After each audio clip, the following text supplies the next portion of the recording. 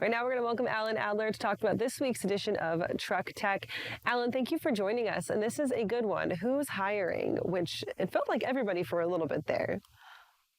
There's a little bit of a man bites dog to this story today because, the headlines always go to the people who are laying off workers. And this kind of started Business Insider reported last weekend that XOS Trucks, which we cover, they're a startup electric chassis maker, was laying off, 8% of its workforce, about 28 people. So not a big company, obviously, but an interesting note and maybe something that, should be followed up on. So in fact, I did that and I found out that yes, they are, in fact, reducing their workforce overall, but they're still strategically hiring. So then I went ahead and I went around to a lot of the other companies that we cover and said, what are you doing? Have you laid off anybody in the last 30 days? If you haven't, are you hiring?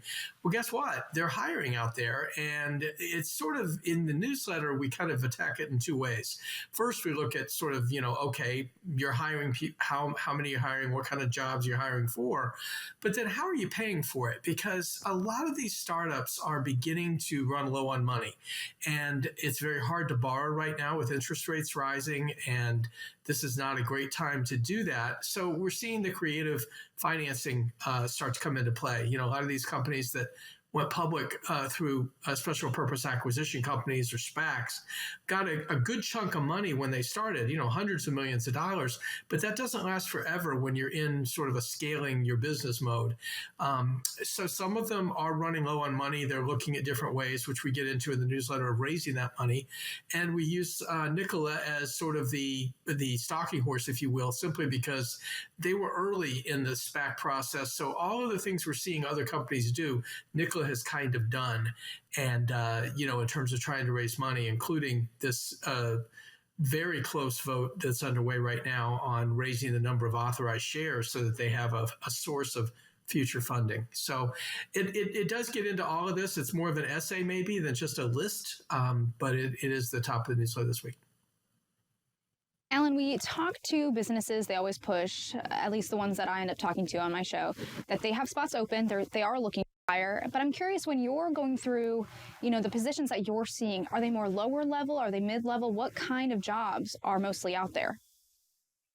Well, everybody's fighting to get Sydney to get the good engineering positions, the data scientists. I mean, even FreightWaves is trying to hire those people, I think.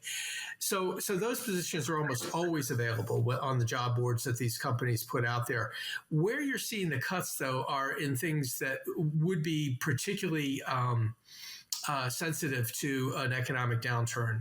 It might be production, it might be administrative, it might be those lower level positions that you're referring to. Now, Lion Electric, which is an interesting company out of Canada, we don't cover them a lot, but they are a electric school bus company. They're making batteries, and they also are doing Class 6 and Class 8 trucks. And you're going to be building some of those in Illinois. They say they're hiring across the board. And, I think that's interesting. Of course, if you're staffing up a plant, then of course you're going to be hiring people. So we'll just have to see. I think this is a story that we'll come back to, more than once over the coming months, because, you look at today and it's really a snapshot. And it says what it says. But I think, down the road, we may see a reversal in some of this. Alan, something that's really interesting is that you mentioned there's that desire for the really great talent. And a lot of these startups were fighting tooth and nail for it in really just the last year or so. But studies have shown that folks that are entering the job market in those high talent jobs, specifically younger generations, those like younger millennials, older Gen Zers, they're only staying in their jobs for like 12 to 18 months anyways. They're quick movers in and out, which is good for the startup community because it means that you can get that talent rotated in pretty quickly. But when you're looking at traditional hiring practices and what these companies want, are they okay with seeing people having that much turnover on their resume? Are they okay with people seeing them jump job to job to job, which isn't traditionally what people look for when they're hiring? Well, I think the trucking industry itself with its 100% turnover is a great example of that. I mean, but I think it's a question of, I can't speak for you guys because I've been in the work world a lot longer. I can just tell you that the idea of somebody staying in a job for 20 years or 25 years just isn't the way it's done these days. I mean, you know that yourselves. I mean, I would think, and so I think that these HR departments and the talent agencies, they are going to do the best they can to hold on to people, and the companies that this is cliche, but the companies that do it best are going to be able to hold their people. So it's money, it's work-life balance, and it's can I work remotely, and a lot of that is still going on. So I think that those factors all weigh into whether somebody is satisfied enough to stick around for a while. You do see a lot of movement among the companies, coming out of the more established companies like Meta platforms and Amazon and places like that. These folks tend to get into the startup game, and sometimes as founders, and sometimes as come alongside in the chief technology roles and things like that. So we're seeing a lot of that, but on a day-to-day basis, it's hard for me to know how these guys are holding on to the talent that they can attract. So for these companies who are maybe trying to attract talent and maybe trying to beef up their operations, whether that's in production or in manufacturing, a lot of them, and several ones that you write about, are taking production south of the border and moving production down into Mexico, where you can get a lot more labor for a lot less cost. Do you see that companies, maybe startups looking to cut their cost of their labor, might talk about trying to change some of their workforce, maybe use places like lean staffing, who do staffing outside of the United States, and techniques like that to kind of try and cut some costs but keep their labor numbers up? I'm really not able to address that specifically. And for the most part, the startups that I cover are working out of Arizona and the Southwest, because especially in the autonomous side, that's where a lot of the testing is being done. Maquiladoras, which are called twin plants, have been around for decades, and the idea of cheaper labor in Mexico is a well-known thing. I mean, it's interesting, not so much related to this story, but Navistar opened this new plant in San Antonio a few months ago.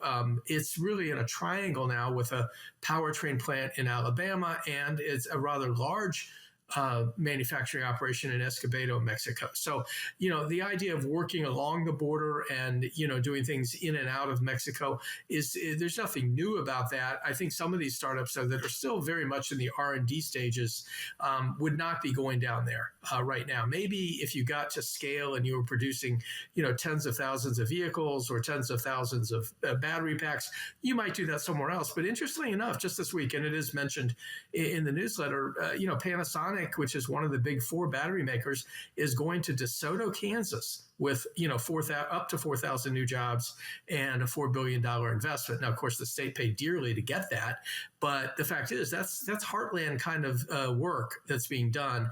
It is assembly work, and it is manufacturing production work, a little bit more high tech than maybe making widgets for cars and trucks. But at the same time, the fact is that a lot of the battery companies, Proterra, which it gets bunched in with the startups, but it really has been around for quite a while, is opening a new plant in South Carolina this year, battery making plant there. And of course, LG Electronics out of South Korea has got several new plants all cited for the US. So I would say that onshoring more than, ducking south is probably more the trend right now in terms of some of these higher tech manufacturing operations. Alan, thank you so much for joining us today, and your newsletter, the Truck Tech newsletter, where we can get all more insights on who's hiring, who's not, what's going on. That's out today, correct? And what time can people see it? Should be, well, if I'm good, actually, it will go out in email. We're around 9,000 subscribers now. Thank you all very much. And that's something. It's going up. That's a good number. That is a good number, and the open rate is good too. But we won't talk anymore about that. What we will say is that the newsletter version, the website version will be up at 11 today, 11 Eastern, and we encourage people to hit the link if you're not subscribing now. We're out almost every Friday with something, and we do really try to put the perspective in there and not just regurgitate what's given to us. So anyway, thank you guys very much for having me, and that is Truck Tech is freightwaves.com /truck-tech, and that's where you get it. There you go, Alan. Have a great weekend. We'll talk to you next week. Right now, we're going to take a quick break, and then we'll be back with our next carrier update.